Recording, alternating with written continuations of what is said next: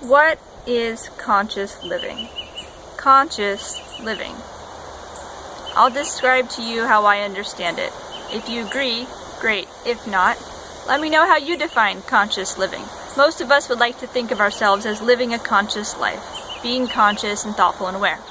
But let's break it down to see where we're at with conscious living.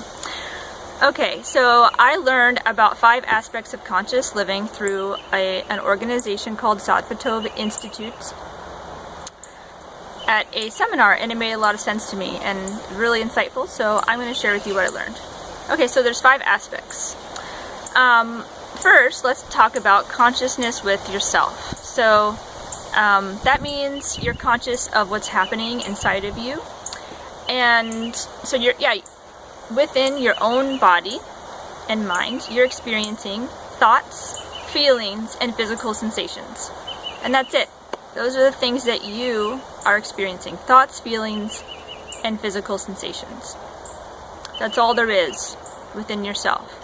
And so if you're conscious of those experiences, not trying to resist them or deny them or push them away, then you are being conscious with yourself. And that is that's included in living a conscious life. Okay, probably we could speak more about that, but I'll tell you about the second point.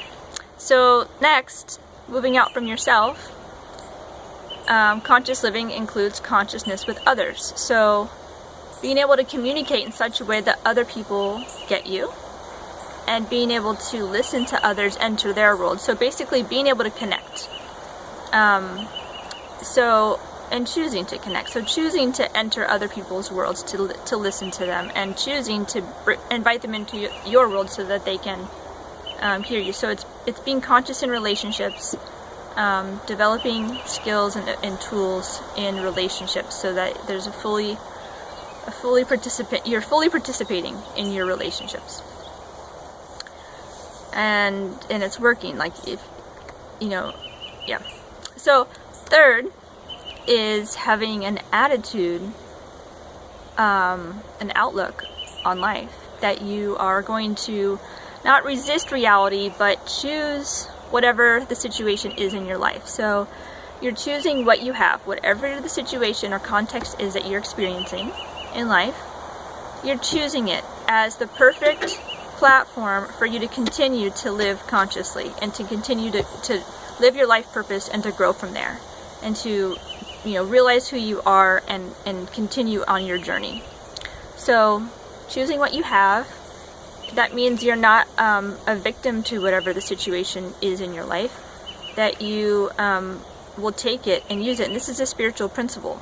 This is this is looking at ourselves as spiritual beings, having on a journey for a purpose. There's a reason we're here in these bodies on this planet, and we're choosing whatever we have. We have the situation of being in a temporary body on a planet that has dangers and anxieties, and that's the situation. We're going to choose that, not resist it.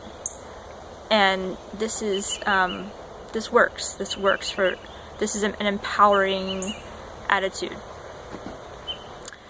Okay, next, after we've have consciousness with ourselves, experiencing whatever we're experiencing, including all of the pain, which we usually don't want to experience, but there it is. Our experiences are right there for us, waiting to be experienced, so that we can kind of move on and integrate into moving forward with where we want to go in life.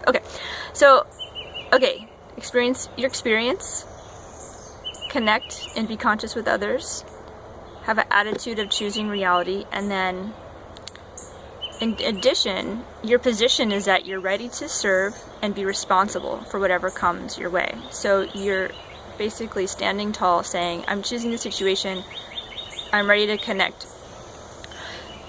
I know myself enough, I'm standing tall to be responsible for life that comes my way. Whatever it is, what can I do to improve this situation, to contribute? So you're willing to be responsible for anything or everything. So you're not choosing to be a victim to anything, and you're not hiding. So that I see it as choosing to serve and to contribute. So lastly, in the 5 aspects of conscious living is actions. So your actions are conscious and aware. And the way I see it is that if you have set all these other things up in your life to be conscious, then you're connected enough with yourself to know who you are, where you belong in the world, what your service is, and you actively choose to live your life purpose, despite if your experience is fear or anxiety or whatever emotion or struggle you may be having, you're still choosing to live your life purpose. So this is conscious living. You're conscious with yourself, with others. You choose reality, whatever it is. You're willing to be responsible, to take action, and then lastly you choose to take action that's aligned with the truth inside of you and aligned with the truth about reality, and you serve. And it's a joyful process to be a part of, to be conscious, because if we don't choose to be conscious, we're ignoring the truth. And it's so painful to be ignoring or to be, that's basically it. The opposite of being conscious is ignoring, or being in ignorance or darkness. And consciousness is like the truth, which is like, it's vibrant and alive and enlivening and inspiring. So I like to think about conscious living.